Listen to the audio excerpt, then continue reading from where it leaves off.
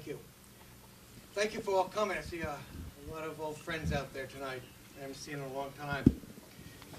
The intelligence cycle is the process of acquiring information, taking that information, developing it into a product, and then delivering that product to the consumer. The consumers in intelligence are the actual people who actually start the cycle. They are the White House, governmental agencies, National Security Agency, or the National Security Council. Once the task is brought forth, and for argument's sake, so for our conference, we'll use as the lead agency the CIA. Once the task is given, or the need for that information is brought forth and delivered to CIA, it then goes through the first process of the cycle, which is the management of that. A team is formed. It's assigned to the division that is best equipped to acquire the information, and it goes to collection. The second part of the cycle is the collection. That's the gathering of the raw data. Those are done by overt and covert sources. Overt being open sources, radio, television, or our embassy staff that's overseas that will feed information to us. It also is brought forth or given to us by technical sources such as satellites, eavesdropping, so forth and so on. The last part of that is the clandestine services job. Those are the secret sources.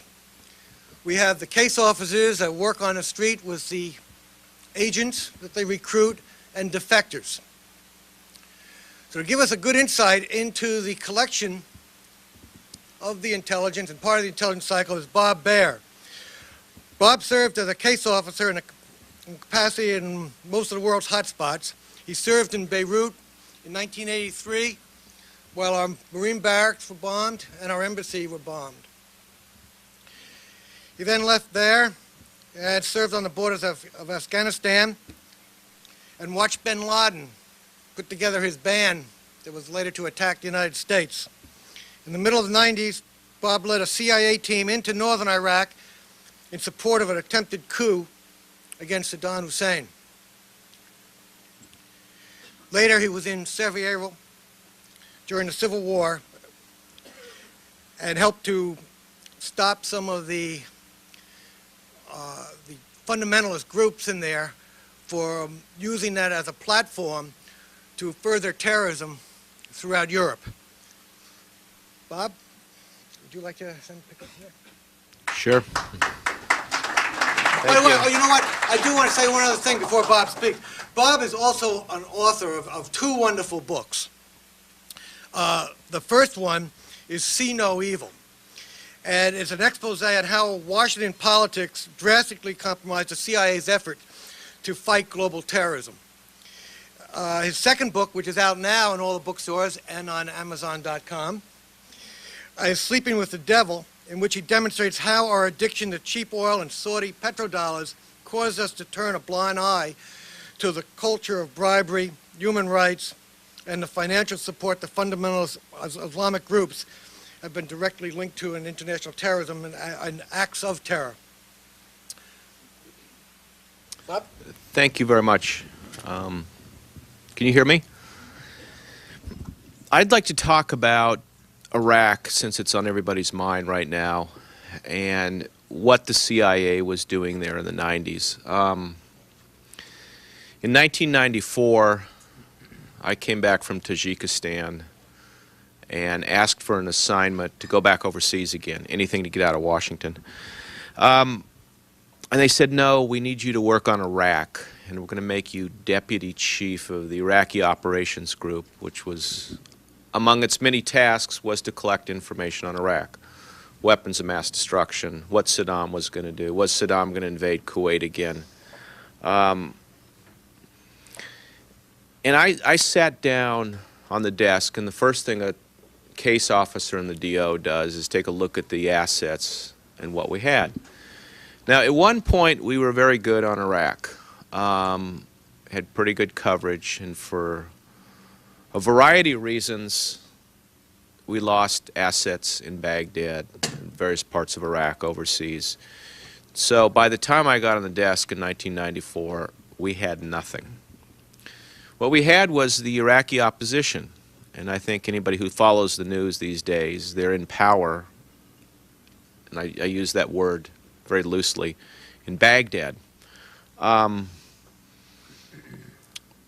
But I can tell you the information that they provided the Iraqi opposition was just, it was awful. I mean, it was you know, in intelligence in the DO, we want to disseminate information. We want to justify our salaries. We want to send this stuff in. You know, is Saddam going to invade Saudi Arabia and so forth, or do we have somebody near him? And I think the policymakers can pick up an intelligence report and look and tell whether it's any good or not. I mean, you know, after a while, I started to figure out what's good intelligence and what's bad, just by looking at the detail, the plausibility. Well, I can tell you in '94, we didn't know anything. We didn't know where the weapons of mass destruction were. We didn't know what the army was going to do. Saddam had, you know, super encrypted his communications. We were fairly blind on Iraq. At that point, the Senate was starting to take interest, the Senate Select Intelligence Committee was starting to take interest in Iraq, and they asked if they could go to northern Iraq. And I was chosen to go with Senator Glenn, special representative, and Bob Kerry, special representative. We went to Turkey, crossed the border, walked into northern Iraq, and spent the better part of a week with the Iraqi opposition. And I found the Hill to be very receptive to intelligence, to good information and the rest of it, and they agreed with me that the Iraqi opposition, which was in the northern Iraq and the Kurdish area, wasn't providing decent information. We spent this week with Ahmad Chalabi, the head of the Iraqi National Congress, and he said, listen, you give me half a chance and I can provide all the intelligence you want on Iraq. I can tell you where the weapons of mass destruction are. I can get you inside the military. I can bring military officers across to the north where you guys can meet them directly and you can judge for yourself and you can start building an asset base that you can improve your intelligence. These Senate staffers were very impressed. They came back and they went to the director. Said we have to open up a CIA base in the north. They agreed. The National Security Council agreed. At the time Martin Indyk was there, he said, "This is great. Yeah, we're unsatisfied with what you're producing on Iraq now, and if there's a chance of doing better, fine, go do it." The funny part of the story is that, and I supported this. They said, "Well, if it's such a good idea, why don't you go up and head this base?" So I did in January. And what I found out, and I don't have a dog in this fight, is but the Iraqi opposition had no sources. Period. I sat with Ahmad Chalabi. I said, you got to produce these people. This is why we're here. There's the Zab River, the Greater Zab River, separated us from the Iraqi lines, and I said, come on, there's no lines here. Bring your officers across. Tell us what's going on inside Iraq. Just anything. He and the Kurds eventually produced a retired colonel who knew nothing about Iraq. And it's a case officer's job to, let's see what, all right, I said, all right, fine, you can't bring anybody across right now, but who are these people you have inside Iraq? And he says, well, we've got some people in a tank company. And I said, fine, well, tell me what the frequencies these tanks transmit on, because the National Security Agency can tell, it's not a big secret, can tell the frequencies. They can read this. They may not be able to read the communications. Couldn't do that. Because of this attempted coup in 1995, which I can't tell you was real or not because we didn't really know what was going on inside. There was this, people said they were getting ready to get rid of Saddam. Very confused. Coordination in Washington, this thing went badly. In any case, it became very clear to the CIA that the Iraqi opposition could not provide substantive intelligence of any sort, anything that could be confirmed. You couldn't. They would put unit locations in a certain place. We couldn't check it with satellite photography. One reason or another, the relations between the CIA and the Iraqi opposition went south. They cut off any meetings with these people at all. It was a waste of time. As it turns out, if what we're hearing, that was a mistake, because once you cut loose Ahmad Chalabi, the Iraqi National Congress, is that whole opposition made its way into Washington and bypassed the intelligence community. And in the vacuum of intelligence that the CIA had on Iraq, as best I can understand it, is the people inside Washington picked up this stuff and recycled it, and it made its way to the policymakers. What are the disadvantages of this? You can't vet this stuff. The CIA, when case officers, when they're doing their job right, can vet intelligence.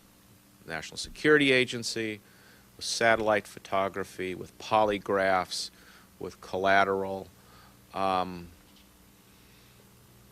People that don't work in the business, as you all know, don't really understand how much patience this takes to work with these people. And, you know, I think history's going to tell, but, you know, you look at Iraq now, and the two people, the Shia in the south, that were close to the U.S. government, Abdul-Majid Khoy and Hakim, who was fairly neutral in this, are both dead. We've got a whole Shia group in the south. We don't really know what their politics are. We have no connection with Sistani that will let us understand what's going on. Everybody in the Sunni triangle, the tribal groups, the Ba'ath Party people, never had a connection with them. We don't understand really who these people are. And then you got the question of the Kurds, which is so complicated that I don't think anybody will ever understand them. You know, the tribes and Kurdish socialism. I spent months up there with them. And, you know, I think that we really have to look at Iraq, if this goes badly, as an intelligence failure. And, you know, Washington blamed the CIA for being soft on Saddam. That simply wasn't true. What we couldn't get across to the policymakers was just how hard it was to collect on a country that's a denied area. When you can't put people on the ground, if the closest you can get to Saddam is the Kurdish north, that's not close enough. Not having eyes on the target, not being able to confirm information, you're simply left with very fragmentary information, which is always the most dangerous situation you can in a country like Iraq. And I've written 2 books, and they both relate to the CIA. And what I can say in the defense of the CIA, and I could not write this story, frankly, is when it does well, it does very well. I have seen stuff on Russia that, you know, explains exactly what's going on there, but Russia's not a denied area. Iraq was, Iran is still, and you're always, you know, by not having human intelligence to supplement National Security Agency and DIA and satellite, you're always going to have a huge gap in your understanding. And that's basically. Go ahead. All right. I hope that introduction Well, to where we come that. from as case officers, and we know when we're doing well and when we're not. You bet. So now we're getting the information in. The CIA now had the charge to go out there and gather the information that they needed on the ground. Bob went out there and collected the information along with our satellites and along with other information that was coming out of Iraq, but he explained to you how difficult it is to collect information in denied areas. Well, that information now comes back to Langley headquarters, along with all the overt information from newspapers and magazines and telecasts, videotapes or whatever, satellite transmissions, and they wind up now on a desk where somebody's got to separate all this information and decide what is relevant and what isn't. Now, that itself is not an easy task because there's more information that comes in than people we have to analyze it. But they try to separate the information that's going to go right to the next person I'm going to introduce. But before that, they have to separate the information that I don't think is relevant, but that information is kept. That's kept in a computer bank, and if any time in the future it's needed, it's there to bring up. So now we get to the production stage. This information now is assembled, and it goes to a national intelligence officer who takes a look, and his job is to develop that product. Now, the product may be just a briefing, it could be a report, or it could be the highest level of report that the CIA puts out, the National Intelligence Estimate. Our next speaker, Fred Hutchinson, was just that man. That was his job while he was with the agency. But prior to that, before I came to the agency, he was an infantry officer in Vietnam. And during his tenure at CIA, he completed 2 assignments in the Middle East and served as a U.S. Embassy political officer. He served at CIA headquarters in a number of executive positions dealing with intelligence analysis, covert action, counterintelligence, and special projects for several directors of Central Intelligence. For this panel, he will draw on his experience as both Vice Chairman and Chairman of the National Intelligence Council, where the principal intelligence product is the National Intelligence Estimate. Fred? Thank you, Don. One thing an analyst has to deal with is his or her own bias. Everyone brings a bias, a viewpoint, a mindset to their job of analysis, whether it's a business analyst in the mutual fund industry, whether it's in some other manufacturing or in the intelligence business. That bias can frequently be identified by where you stand is how you see it. Bob gave us an anecdotal tour of Iraq in one particular time frame. What has to happen in the management of requirements, that is, what is it that is needed in the way of information to inform policy making, tasking those requirements to collectors, such as Bob Baer out on the border of Iran, looking across the Zab River, or whether it's tasking those requirements to some technical collection. That is the management of the requirements which precedes the inflow of information. Now, let's back up a minute and consider, we've got a chicken and egg proposition. Let's consider how we form the basis for this analysis. You have to have an organization of analysts who are well versed in all of the areas that are relevant to the requirements that you have or anticipate receiving. That means that the analytical community must know Washington. They must know the policy interests, the policy proclivities of administrations. And I think, as you all know, no administration is without its divisions in their policy perspectives. So intelligence analysts have to have a good feel for that as they proceed through intelligence analysis. Now, what do they draw upon? Several times in the 40 years or so that I've been associated with this business, we've made surveys to determine what was the source of information that analysts used in producing their intelligence judgments, estimates, assessments, or other pieces of enlightenment.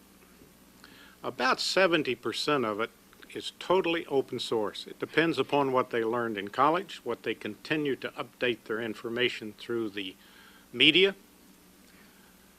The media is certainly producing more words these days. One can argue about the quality, whether the quality is any better than it was 30 or 40 or 50 years ago, but there's more of it.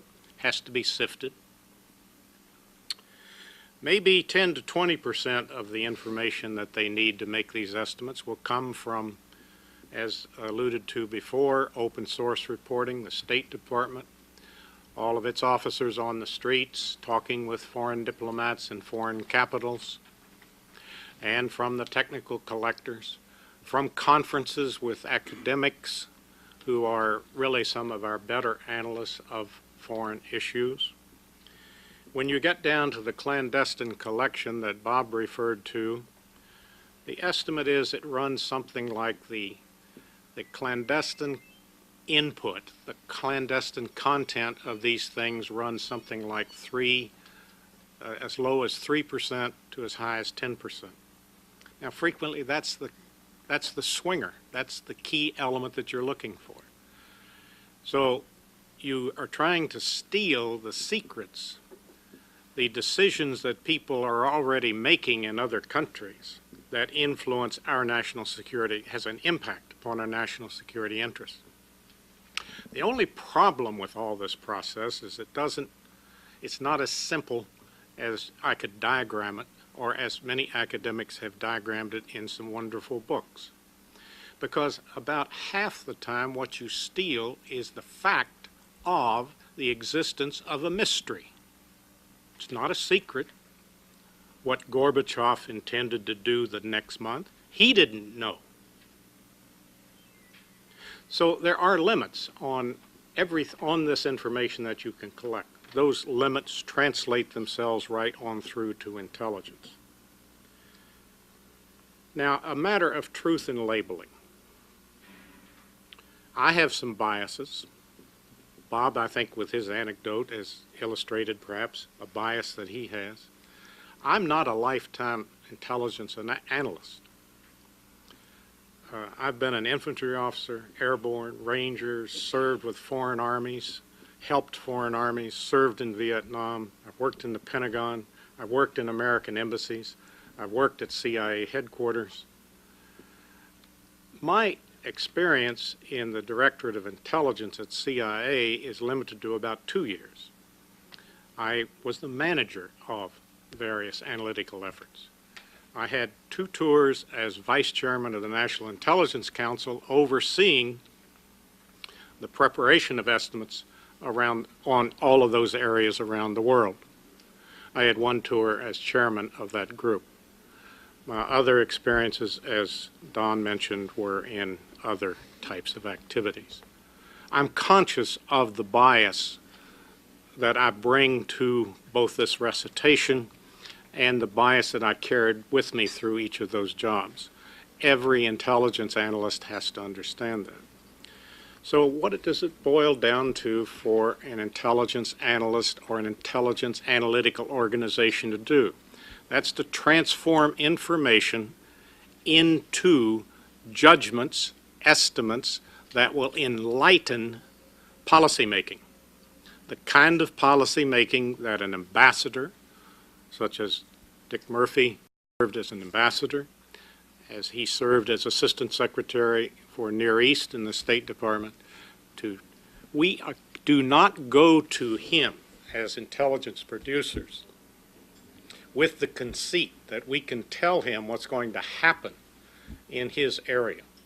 We can simply pose to him some estimates of probability that several different things may happen, and we can share with him the likely implications of those.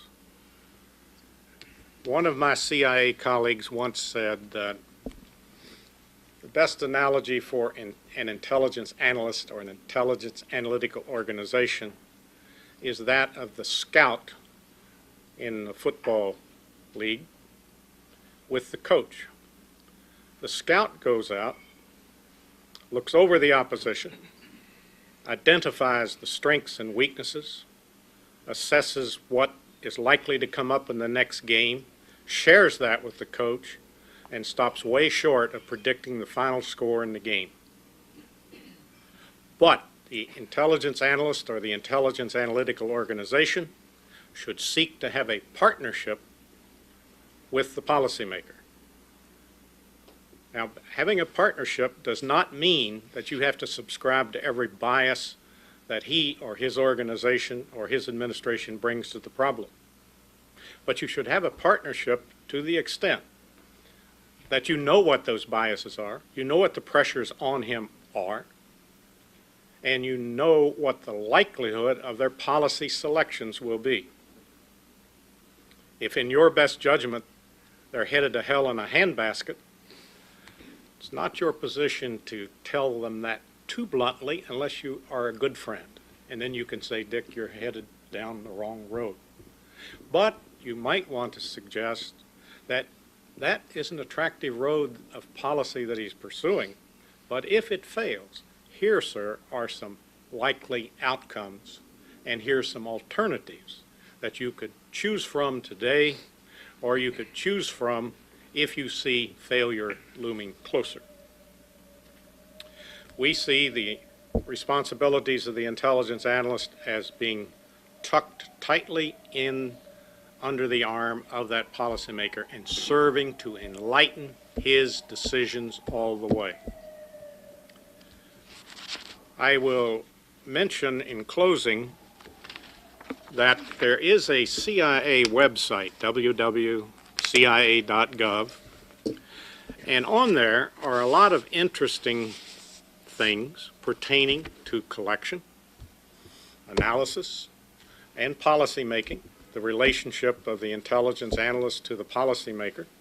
And I pulled off some that I'm going to leave with the president of this chapter as examples that he might encourage his people to tap into.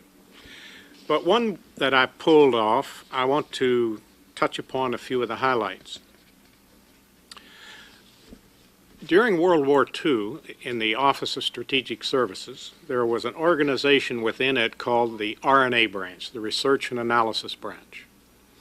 There was a Yale professor by the name of Sherman Kent in that, and he became so fascinated with the work of the intelligence analyst, how they served national security interest and policy making, that he wrote a book in 1949, maybe 50, Strategic Intelligence and Something or Another. It's still available. I recall reading it in the early 50s when I was in college and having at the time no thought that I'd ever get into the intelligence business. The book still reads well. But a few things that one can draw out of that book, plus some later writings of Sherman Kent, who then, after War II, served another 25 years in CIA before he retired and died in mid-70s. He said there's a doctrine for analysts. I won't go through the whole thing. First of all, focus on the policymaker's concerns. If they're concerned about a war in Iraq, don't concentrate on the agricultural economy of the Kurds. That may be a part of what you want to contribute in your analysis to the policymaker, but know what his concern is before you embark upon your work. Avoid your personal policy agenda. Now recall, I said a moment ago, we all bring a bias to everything we do. Know what yours are and avoid inserting it into your intelligence analysis, as the case officer must avoid inserting it into his reporting. Tackle your analytical work with intellectual rigor. Make a conscious effort to avoid analytical biases. That is, what's most obvious is not necessarily the conclusion. Willingness to consider other people's judgments. Test your work. Test your logic. Test those work steps that you used in your mind as you weighed the evidence, discarded evidence, looked at the alternatives. Talk to your colleagues. Make systematic use of outside experts. In my several excursions in the business of producing national intelligence estimates, I raided the college campuses all the time. Every time an estimate came up, you had sufficient time. I sent the scouts out and started bringing in the area experts. Remember, there's a collective responsibility for judgment. Intelligence estimates, intelligence judgments are corporate. Plenty of room for dissent. People can take footnotes all over the place if they wish. But remember, there's hardly anyone among us in the intelligence analytic community or even the policy community who know it all and are right all the time. We need effective communication of policy support, information, and judgments. If we are not in a dialogue with the policymakers, we will go astray with whatever it is we're trying to collect or whatever it is we're trying to analyze. Candid admission of mistakes. We make them all the time, and if we don't admit them, we will not learn from them, and our customers, the policymakers, will not learn. The challenge of the new information age, there's so much of that information out there. How do we use it effectively, efficiently, and how do we put it all together? That's 70% of what's available to everyone. That 20% in the somewhat closed community of state, CIA, other national security organizations, and the academic community, and that 5 to 10% that comes out of the clandestine. There's a real challenge on how to put all that stuff together. It takes you back to intellectual rigor. With that, I turn to my esteemed colleague, Ambassador Murphy. Well, let me just give my 2 cents here. As we're moving along now, we're seeing how we've gotten the product, we collected the information, we delivered it now in a form to the policymaker. So it's going to come back now to the guy who started the whole thing, who put out the request to begin with, the policymaker. In this case, Ambassador Murphy from the State Department. Richard Murphy, after graduating from Harvard and Cambridge University and doing a stint in the Army, he joined the Foreign Service and State Department. He served in Rhodesia, which is now, that was then Rhodesia, now Zimbabwe, Lebanon, Syria, Saudi Arabia, and Jordan. So all the people here are well versed on the Middle East. Returning stateside, he became country director for the Arabian Peninsula. Then off again, he became the ambassador to Syria, and then served as ambassador to the Philippines and Saudi Arabia. He returned once again to the U.S. and served as the Assistant Secretary of State for Near Eastern and South Asian affairs, and he was particularly active in the Israeli-Arab peace process. Ambassador Murphy? Well, thank you very much. Policymaker. Well, let me start with putting me on the ladder of policymakers. I was on the lowest rung. Assistant Secretary of State is a great title, but you realize when you're in that position how many layers there are up above you. And there were occasions, no secret, when I was taken by surprise in areas and problems which I thought I was in charge of when the President saw fit to move in a way I hadn't expected, and it was a done deed by the time I got to the office in the morning. So I come to you with that sense of humility about being a policy maker. The word estimate is used. It's not a monopoly of the CIA. We're all into estimates. And the best among us start with a healthy admission of our ignorance. I worked with some of our agency officers in Baghdad during that brief window when they were on the ground with our embassy functioning between 83 and 90.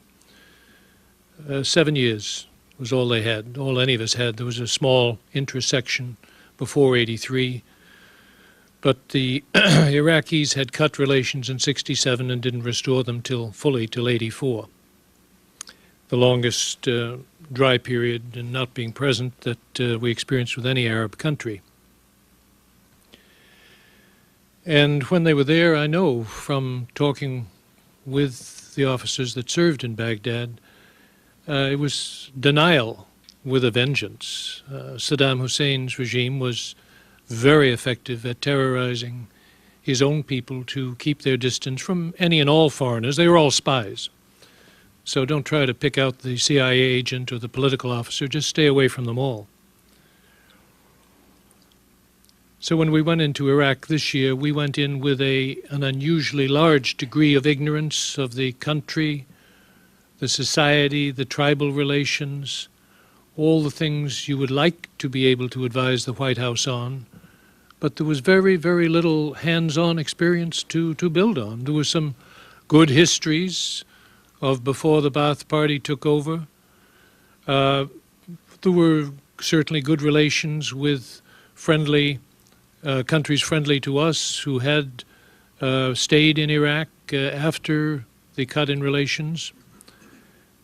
But it didn't add up to that much, be it in the hands of the CIA, State, DIA, the others. I come to you from a morning session, which was for me rather rare these days, but I was invited down to the Senate Foreign Relations Committee to talk about Syria this morning with a panel of non-officials after the current Assistant Secretary had testified. And at one point, Senator Biden, at his irrepressible best, said, "I think you're all smoking. You're smoking something." Well, speaking for the group, as soon as we got a word in edgeways, I said, "Senator, we do respect that these are federal premises, and I assure you we're not smoking anything." That was the only lift in the 2-hour period we had. Most of my career was out of the country. Most of my career was in our consulates, our embassies. In my first tour in Rhodesia, now Zimbabwe, there was no intelligence representation. It was a very small consulate. Second tour, I was in Beirut Language School. Third, I was in northern Syria with an intelligence representative from the agency, non-declared. In Syria, as it was one of the countries which we were all assumed to be spies, so it didn't matter whether you were declared or not. You were all suspect. Then we had a relationship when I went on to Saudi Arabia, to Jordan, where the station was identified. I don't know if all were identified, but those governments quite enjoyed having two channels to talk to Washington and to try to divine if there was any difference within the Washington hierarchy. You suggested there was occasionally some differences, didn't you? Occasionally, yes. Yeah. Well, yes. Not on my watch, as I recall it, but I have a fairly faulty memory. But they played it. They liked to play that they would try sending a message in one channel instead of the other channel and play one against the other, see if it came up on the proverbial slot machine, all oranges. I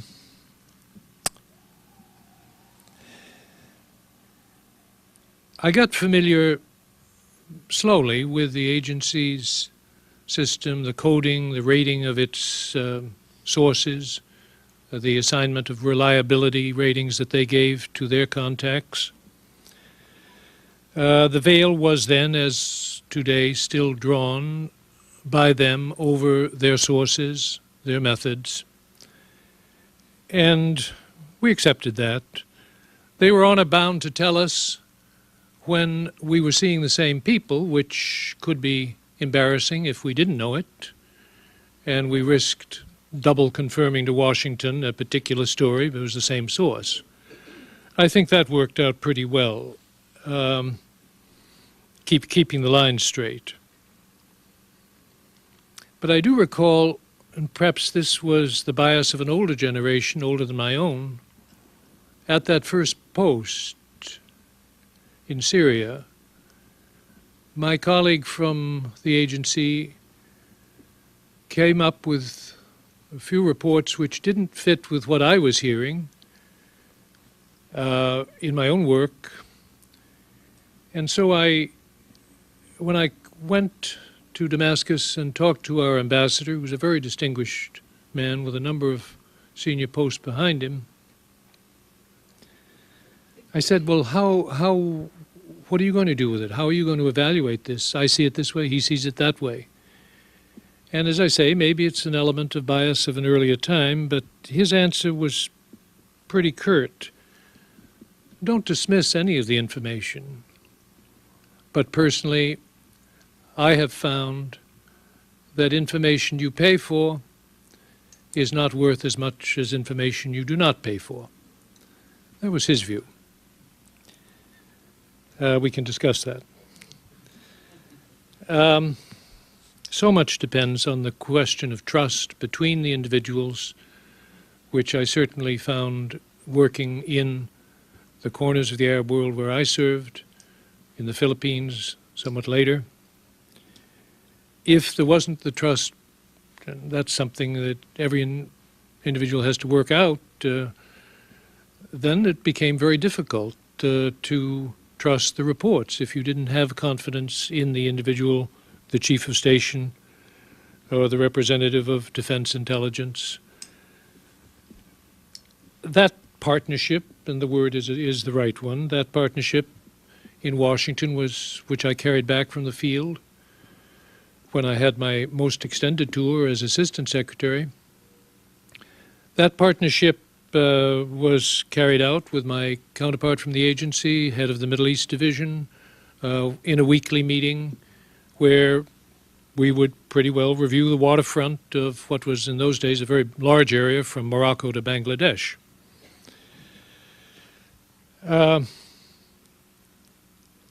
There were issues that were none of my business, which was, in retrospect, in hindsight, unfortunate. But one of those was the Afghanistan war. That was a war that the agency was some individuals at least, were very proud of as being their war. And the liaison was at a more senior level than my own in the department and with the National Security Council. For a period after the end of that war, when the Soviets did pull out in '89, I understand that some of the public briefings done at the agency ended with the introduction of an officer saying, "This is the man who won the war." Well, that sort of hubris and the decision, which was not an agency decision, a decision of the White House and the Secretary of State to leave Afghanistan, to pull out, to close the embassy, to walk away from a fire which we had helped to start and perhaps was assumed would go out after we left, is the fire that burnt us 10 years later on 9/11. So I didn't have that much knowledge of what we were doing in Afghanistan. By and large, my echelon and those below me in the Bureau had very little knowledge. But that was the way. The President was comfortable with it, and that was the overriding directive. And there was the influence, of course, of personalities, very strong personality, that of Mr. Casey as head of the CIA. When he was in Saudi Arabia and I was ambassador, when he visited Saudi Arabia, he wanted a private meeting with the king, and he got a private meeting with the king. Not strictly according to the rules, but that was his way of doing business, and I respected it. He had a charmed life with Congress. I went up to the first hearing on Iran-Contra, and I think it was deliberate. We'll never know, but perhaps you worked more closely with him, that the senators were very curious about how this mess had gotten started and what had been the roles of the agency, the government, the White House, etc. And they asked him some pretty pointed questions, not once, but twice and 3 times.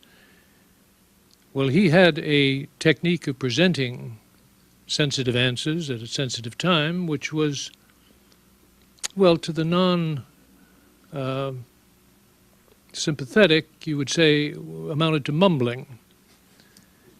And after the 3rd round of questionings, the senator said, well, all right, I understand, which he obviously didn't.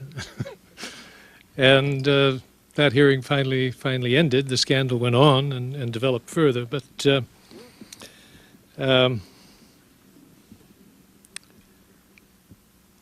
we did have, as I say, we've talked mostly about the agency, certainly in Washington then, and I'm talking 83, 89, there was the beginning of a greater role played by the FBI overseas, not as developed as it became with the anti-terrorism law and the investigations in Yemen, the bombings of the embassies in Africa, etc. But I personally found, and I think this was not just my own reaction, the FBI was a much, much more opaque organization to deal with, and I think it was because they so totally distrusted the ability of State Department people to keep their mouths shut. We always thought the biggest leakers in town were in the Pentagon, but for some reason the FBI was convinced that all the damage was being done by state. I think that the reforms demanded by 9/11 and the work of the commission that is ongoing, knocking heads together throughout the intelligence community, is going to be produce a better result for our government, for our country overall.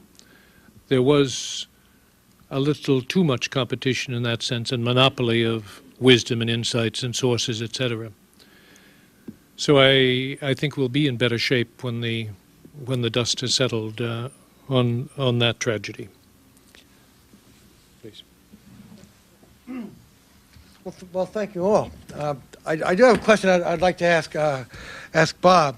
It's a little off the subject of Iraq, which I really would like to stay on, but it's close enough.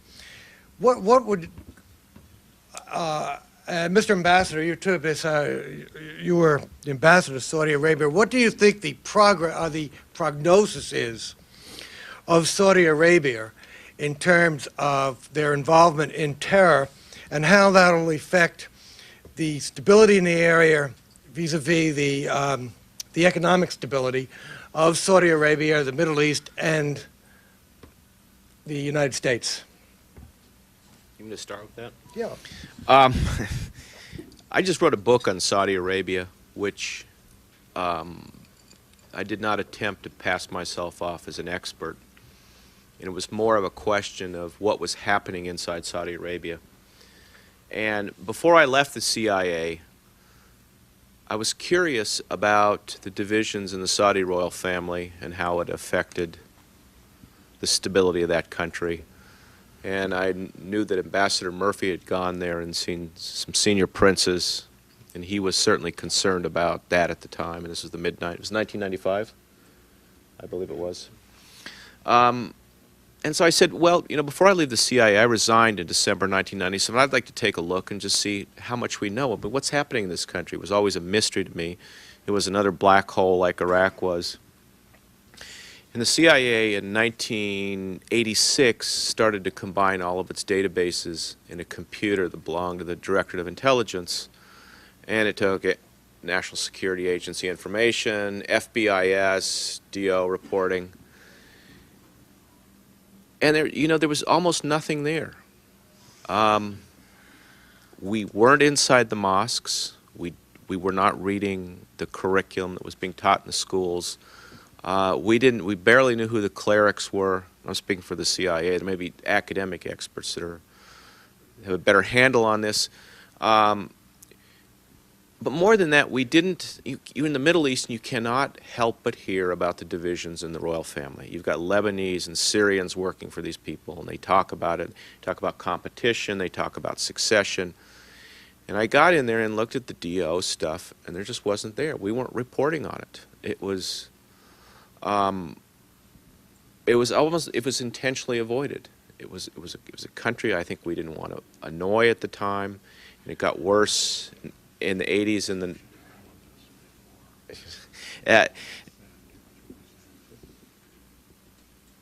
so I got in there and I asked the question of how is it that this part of the world, the Gulf, which has 60% of the world's oil resources, we know so little about it. And this is what I wrote the book on. And I just came back from the Gulf this weekend.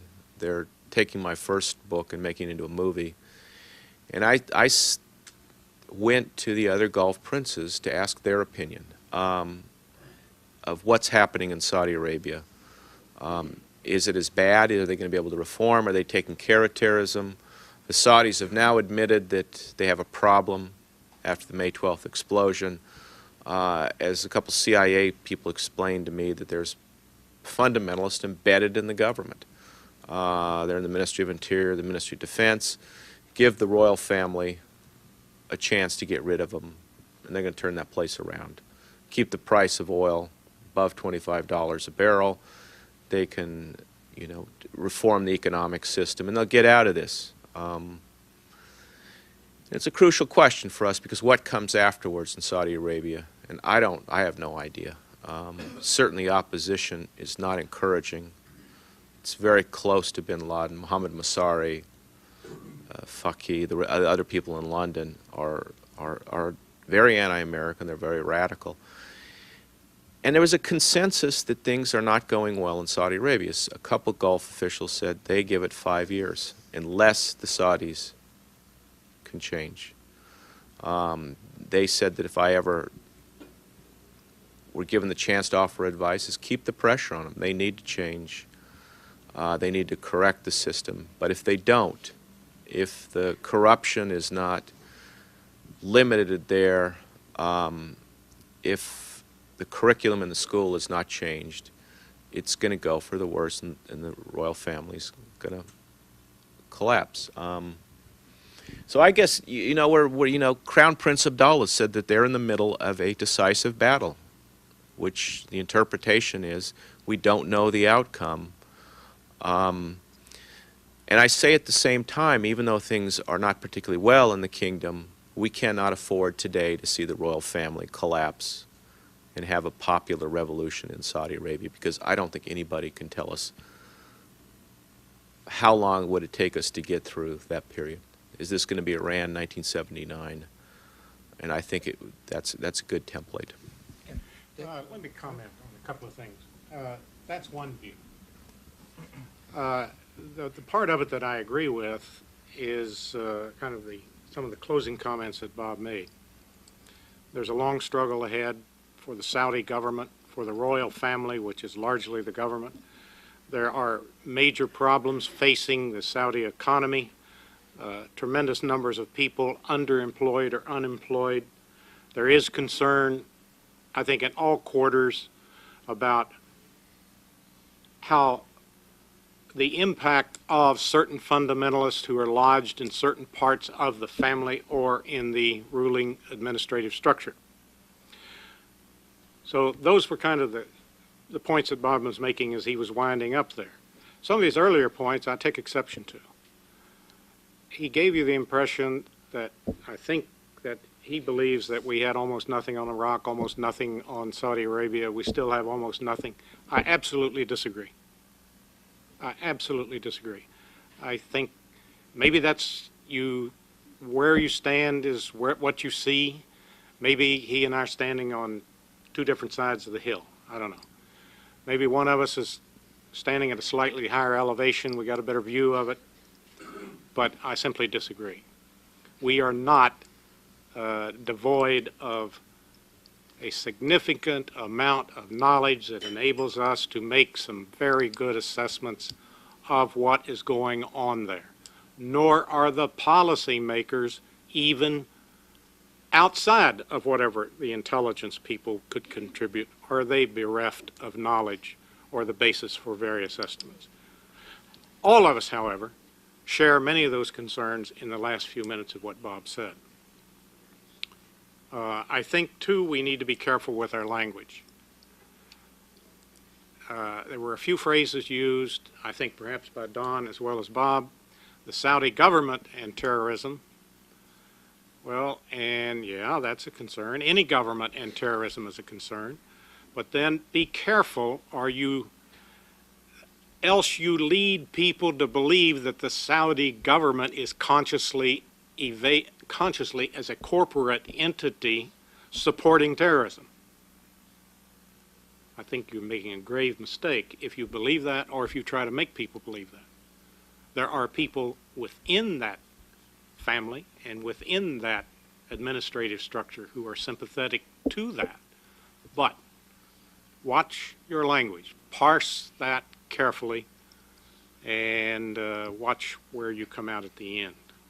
Fred, I didn't mean to intimate that the government was directly or even indirectly involved in terrorism. It's just that they have turned a blind eye to areas where they know it's growing, and they have not handled the situation to anybody's satisfaction. I would argue they haven't turned a blind eye, but they are very concerned about it. I think they have both eyes wide open. Now, maybe they're not doing as good a job as we think they should and could, but let's not forget that governments all have their weaknesses just like individuals do. Some of us can handle a particular job better than another one. Maybe this government right in this period is not handling it as well as the government 10 years ago or 2 years from now will. That's my only point. Just use your language carefully. No, I'd like to add one thing, if you don't mind. When I talk about intelligence failures, the school I grew up in, the CIA, is when you're assigned to a station overseas, you are failing until you have a penetration of every organization, terrorist cell that could possibly do you harm. And that was the definition of failure. I've yet to see a station overseas that in fact met those standards, but not having someone inside those mosques where those 15 Saudis were recruited. There is a cleric out there who recruited those 15 Saudis. We don't know who that is until today. It's not been made public. And until we get that explanation, the intelligence community has failed. We had a Pearl Harbor on September 11th, and we need to explain why we didn't know. And can that be corrected? Maybe it can't be corrected.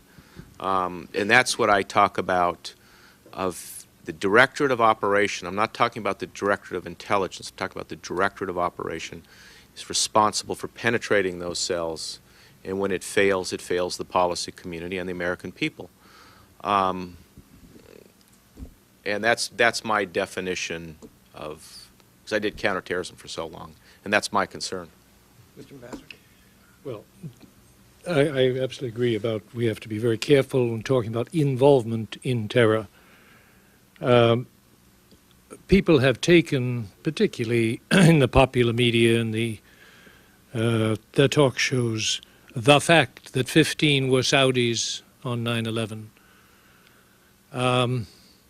And they race from there to the discussion of the government's involvement and have heavily suggested that there was, in fact, key members of that government, not just the family, but key members involved in a buy-off of Osama bin Laden. Do anything you want in Afghanistan, but just stay out of the kingdom. Well, that, all I can tell you tonight is an issue that I have asked and asked and asked about, and my understanding, there is not a scrap of evidence to substantiate that allegation that there was an attempt to bribe to keep them out of the country. The Saudis had all right, perhaps call it self-serving explanation of why so many of the hijacking team were Saudis. They said, well, don't you understand, we are the target, and our relationship with you in the United States is the target of Osama bin Laden. And putting that heavy number on the aircraft of one nationality, our nationality, was the effective way of driving a wedge between us. And if you extrapolate from that, well, it worked beautifully. The wedge has certainly been deep and painful between us. I think there probably is a much simpler explanation. The visa policy of our embassies, not just the embassy or the consulates in Saudi Arabia, but in dealing with Saudi Arab visa applicants. There probably was no nationality in the world that had an easier time to get a visa, because one of the basic questions any consular officer asks is, well, is this individual going to come back? Or is he going to find a way to slip into American society, get a job, get married, and disappear? And he's supposed to be the first line of defense in posing that question. Well, no consul ever had to worry about that because Saudis didn't stay abroad. It's not just they didn't stay in the States after 4, 6, 8 years in college, post-grad. They came home. Life was good. Life was easier. Life was very good for particularly the decade and a half in the 70s and 80s. So if you wanted to get a team together, the brains were probably the Egyptians, Atta, Zawahiri, the muscle. A very easy group to select from were the Saudis because they could easily get access to the States, no questions asked. Individuals who would have been refused automatically with any European or Asian, Latin American background, not a hope. They, in many cases, weren't married, didn't have jobs, but they had a high school education, and still, they wouldn't have qualified for an American visa if they hadn't been Saudis or Gulf Arabs. I'd include the Gulf as well. On the ability of the family, the broader question, what's ahead? And by the way, keep in mind the family is not your ordinary American-sized unitary family. It's up to about 7,000 males and uncounted because uncountable females. The family has stayed together on critical decisions and deferred to their senior leaders in a number of crises over the last 2 generations. And it's been about 2 generations now that their demise has been confidently predicted to happen within 5 years, 10 years, whoever you're talking to. What's going to happen to the market, I mean, the oil market, the source of 98% of their revenue, the source of the corruption of all oil economies where the money comes in without being produced by a labor force of the nation, but comes in thanks to foreign technology to the leaders, to the leadership, who then distribute it downwards. Well, they're going to remain among the oil producers of the world the cheapest producers. Caspian, Central Asian, Russian, aren't going to displace them in terms of cost. And the Asian market is going to be their prime market in the generation ahead. We may come up. I keep hearing we're coming up with hydrogen or some other wonderful solution. But I keep noting that our Congress consistently runs for cover when anybody suggests raising a tax on the gasoline. We've been paying, what is it, 1/3 of what a European consumer pays for a gallon of gas, even an imperial gallon. And, you know, the SUVs roll on. So our habits and the lack of political decisiveness to come to terms with this problem, to come to grips with it, doesn't inspire me to think that we're going to be not dependent ourselves. But even if we are not, even if we substitute more from Venezuela, Norway, Nigeria, Canada, the rest of the world is going to look at those very cheap producers in the Arab Gulf states, in Iraq, and Iran in the generation ahead. So can they change? Are they able to change? I would say they have shown signs. It's not conclusive. They're very slow. They're very anxious to move by consensus. Crown Prince Faisal told John F. Kennedy, 1962, that his concerns about a more participatory government were nothing he should worry about because we have a plan for a consultative assembly. They did. They announced the plan, and it came into effect 34 years later. Well, it was carefully studied, very carefully studied, but it came about, and then it was doubled in size. And now there's going to be an elected municipal council. Half of a municipal council will be elected, half appointed, the pattern that Oman has followed for the last decade under the Sultan. So there are signs of, yes, of flexibility and ability to open up. Will it be fast enough? Will events overwhelm them? We're back into estimates. Would anybody like to ask any questions now? We'll open up for questions. Yes, ma'am. We'll start right with you. The first question I have, excuse me, I'm in publishing, and I have to thank you very much for your mention about what you said in the webpage that you read. It reminds me of E.B. White's, Strunk & White's Elements of Style, very slim volume for publishing. Used that it is in college. it's marvelous, and that kind of reminded me of that. But the question that I really have speaks to what we're talking about this evening, human beings involved in this particular industry.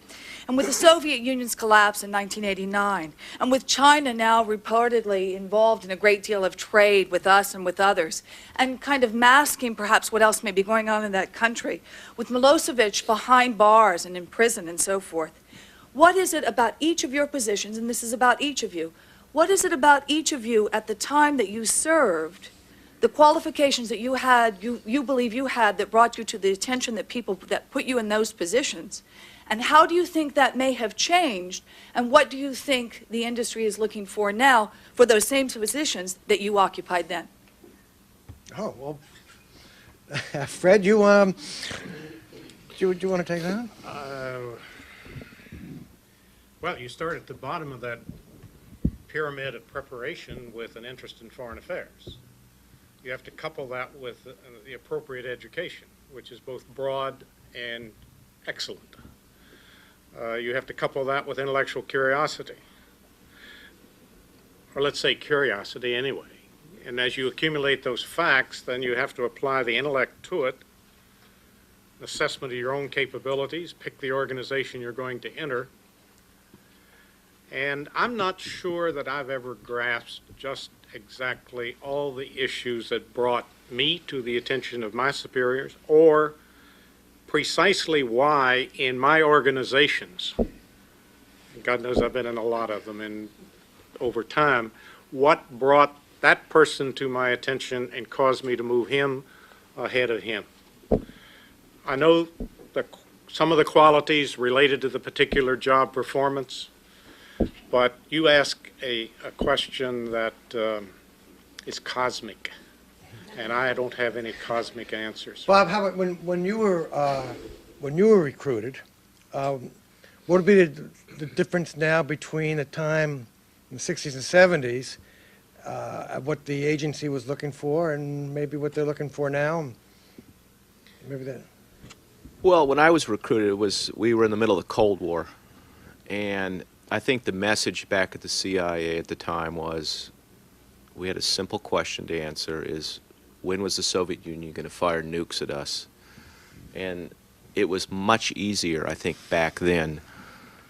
If you could move toward that question, I'm talking about the Directorate of Operations, you were doing your job. I mean, when I came in, it was very clear that if you could recruit a Soviet military officer or whatever that could help you answer that question, you were a made man for your career.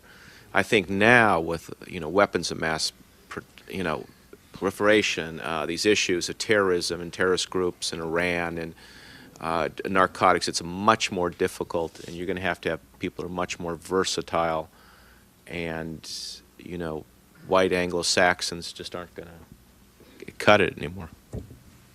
Dick, do you have any changes in the State Department? The state was always much more on-the-job training in comparison to, for instance, the military that could spend up to a third of their careers in various courses. When I came in 55, the Eisenhower administration was looking around very uneasily at the graduates of our colleges and the incredible lack, a total lack is not to exaggerate, of graduates with any proficiency in the hard languages of the world. And there was a recruitment effort. I mean, you had to volunteer for it in that it took up to 2 years of your career. You were out of the normal job rating system. You'd go to a language and area course. Chinese, Japanese, Arabic were the three longest. It was volunteer, and we were offered Nepali and Burmese, and I said to myself, not wishing to offend any Nepali or Burmese, that I didn't see pulling a shuttle career between Washington and their countries. And Arabic, Eisenhower had just taken a stand on Suez. Oil was an issue. The Arab-Israeli conflict might soon be solved, but probably would go on for a few more years. So I thought there might be an interesting career there, and I'd have a dozen embassies to serve at if I took it. So it was as mercenary a choice as that. But it was a response to a need which regrettably continues to this day. The military has trained, the intelligence world has trained in language and area. The State Department trains in Arabic, to my knowledge, something like 20 a year. They rarely, the officers rarely stay in the area. Or if they do, they don't keep working on their language skills. I think I got the job as assistant secretary because I had been in so much of the field, at least in the Arab world. I'd never served in South Asia. But it was, I think that was the reason that George Shultz asked me to come back to take the job. But that need is still right before us today. Our colleges are doing a very inadequate job, and the government still has to do the bulk of the training in a very intensive. I mean, our course was, for instance, 3 students to 1 teacher for a year, and 6 months 1-to-1, so of daily drills. And that's I've always felt, we need so much more. On that particular point of training, I would comment that CIA, over its 50-year or so history, has vacillated greatly from no training to some training, no training, a lot of training, drop it again. And the last 10 years, they've formed the CIA University, which has, on the analytics side, I brought some of the stuff from the Sherman Kent School, which teaches the analysts. And then there's 2 schools on the clandestine side, the Richard Helms School and the George Kieswalter School.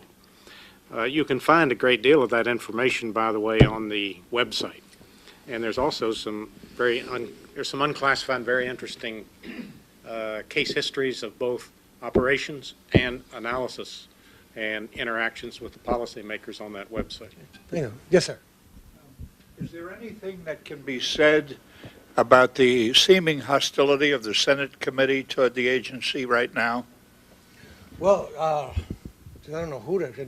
Dick just came back from a hearing this morning, but it wasn't concerning the agency. But you testified a couple of weeks ago.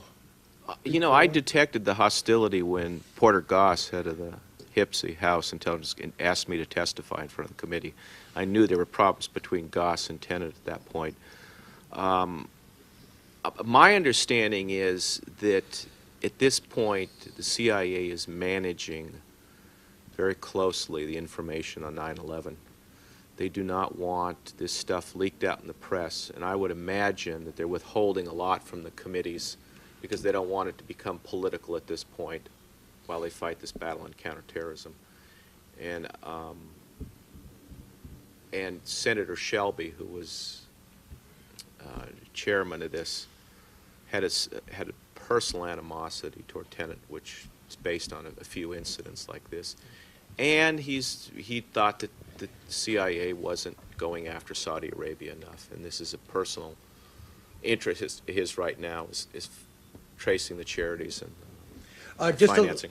I'm sorry. No, just a little aside for you who may not know it, Porter Goss, who is the head of the committee, also was a case officer with CIA. So he's knowledgeable, and should be knowledgeable of what's going on. Yes, sir. Bill Tafoya, the University of New Haven, the New England chapter of AFL. Ambassador Murphy, earlier you commented about the FBI and the suspicion, you called it opaqueness of cooperation with the State Department. Using the investigation of the USS Cole as an illustration, could you comment about how you believe that the situation has changed with regard to cooperation in furthering an investigation of that kind? Are you informed, Bill, about the problem with Ambassador Bodine Yes. and O'Neill? Yes. Special Agent O'Neill? Okay. I honestly, I don't know the details of the Yemen investigation.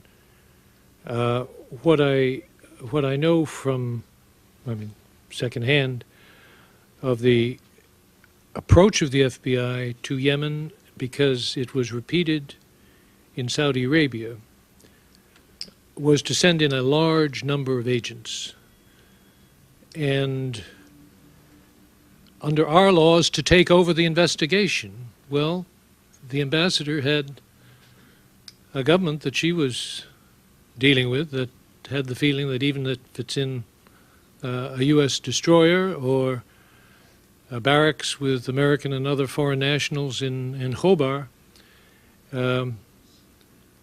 you've got to deal with the government as well. I mean, you can't just say because America has a law that says terrorism, when terrorism takes the life of an American, we take over. It doesn't work. And that tension was particularly high, I gather, between the embassy, the ambassador, and the FBI at that point in time.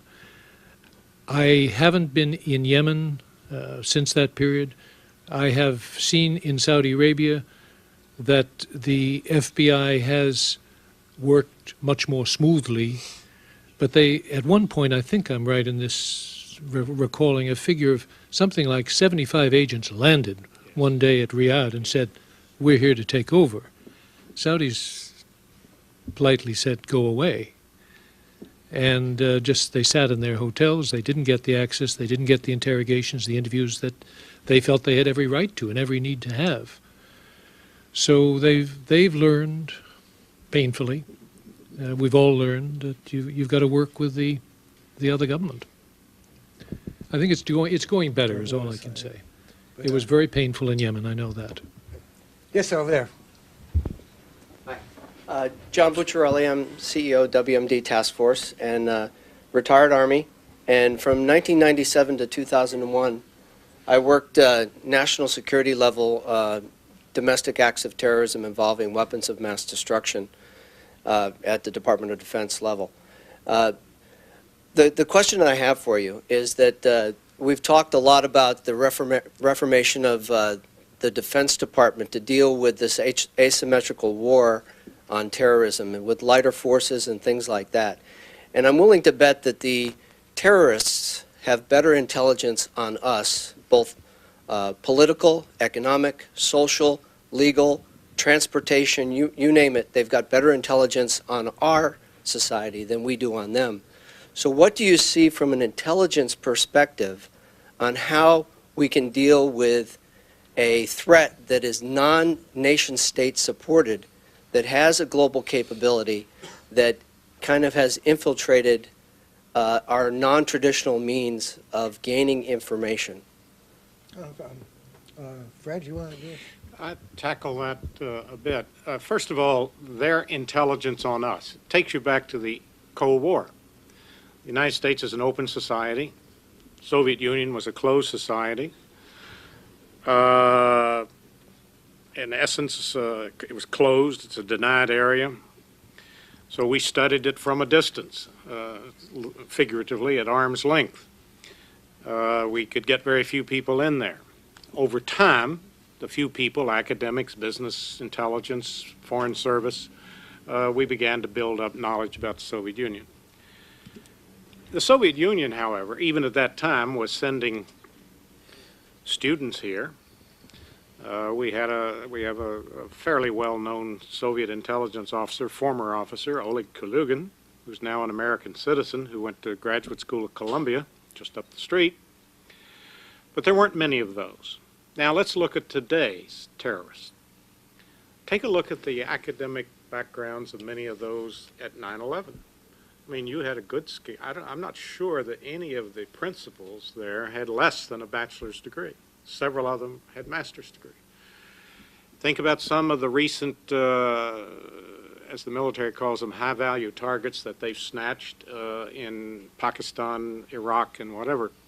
You find people who spent 10, 15 years in this country acquiring an education and knowledge of our society. Does that put them ahead of us?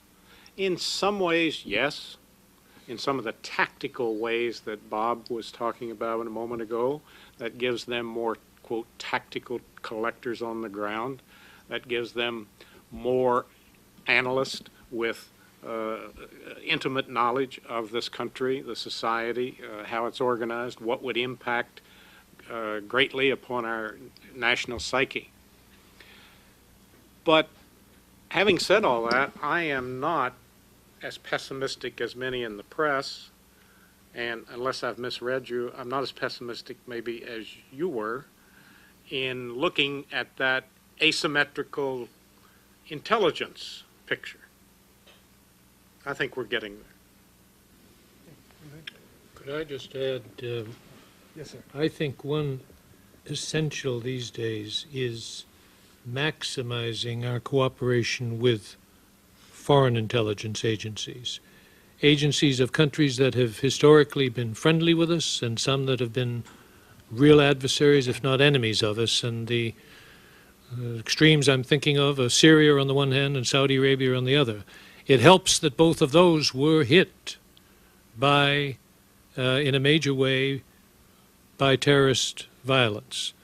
Al-Qaeda struck last May in Riyadh. The Muslim Brotherhood struck in Syria in 79, 80, 81, till Assad reached the point of no return and blew up a third of the city of Hama. But both governments have been motivated to help, to work with us. Qaeda is the one exception for the Syrians in cooperation. They don't see the Palestinians as terrorists. They're national resistance fighters. They don't see the Lebanese Hezbollah as terrorists.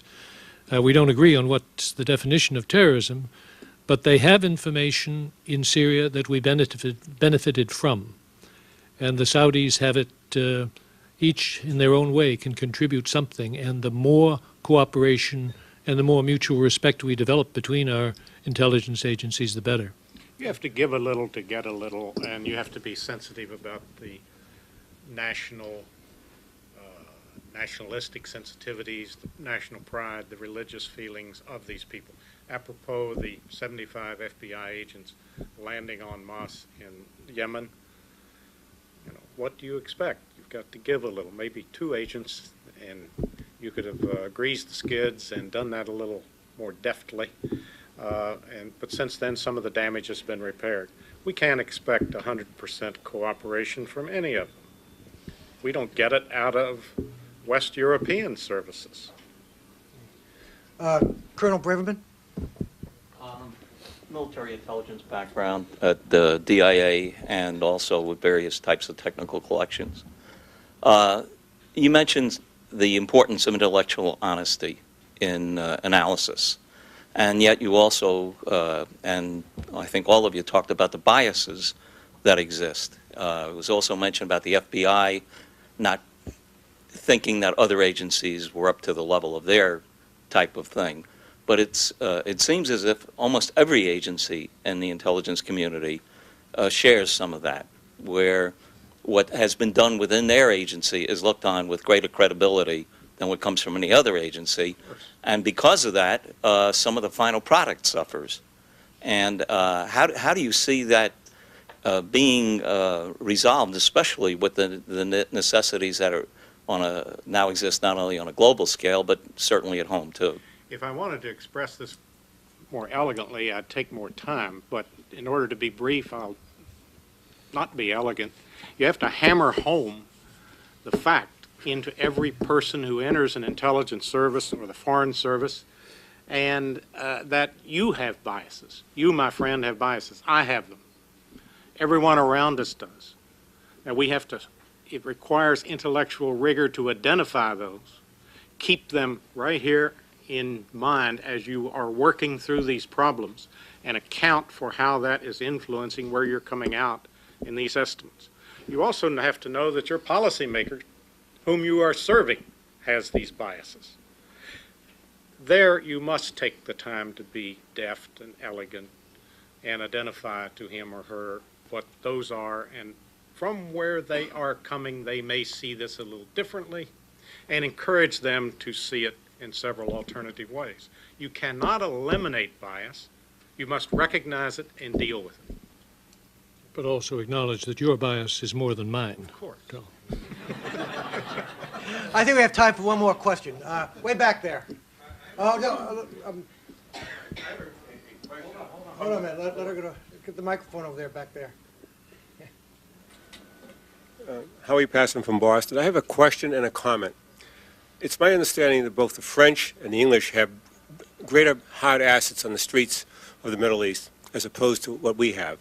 And we've been relying on technology all these years, probably since the Church Amendment, to get that intelligence. Just your comment, how are we going to turn this curve around? Did you hear the question? I heard it. Okay, go ahead. I haven't been impressed by MI6 myself, but you know, let me answer the question by Iraq today. I think it would be a nightmare to be assigned to Baghdad on that compound, trying to penetrate these groups that are using suicide bombers to blow us up. I mean, what's the incentive for these people for spying for us? I think intelligence is going to get harder to collect in a situation like the war in Iraq. I have no idea how you can solve this thing right now. I wouldn't want to be assigned to Baghdad. And you're right, we do need more people on the ground. But let's go back to the Arabic. The CIA trains a lot of people in Arabic. They've got a lot of good speakers. But who wants to be assigned for 20 years, you know, going from Yemen with children and getting sent to Baghdad separated from your family? Is what we have to do is find some way to get people to spend more time in the Middle East and be rewarded for it, and I don't know how you do that. Excuse me? You got to triple their salary. You know, people serving in these really hard places, it is really hard, and there's not much financial compensation or much reward because you're working in the dark. The more time you spend on these places on the ground, the easier it is to pick up sources, and you almost have to become an expatriate, just cut off from your society. It's really hard, and it's a crisis the intelligence community is going to face for a long time. Thank you, and I want to thank all of you for coming, Ambassador Richard Murphy, Fred Hutchinson, and Bob Baer, and thank all of you.